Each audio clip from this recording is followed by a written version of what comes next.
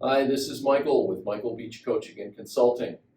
We're going to start doing a series of videos on emotional intelligence. And the reason why is because emotional intelligence is the greatest differentiator for business people. We're going to talk a little bit today about how every organization moves through a life cycle as it develops. It goes through stages in essence.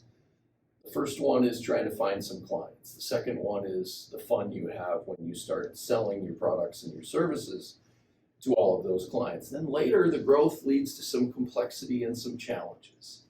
And that's when emotional intelligence really starts to pay off. This series of videos is going to be designed to help you to bring out your best as you come to work every day, while you're bringing out the best in others around you.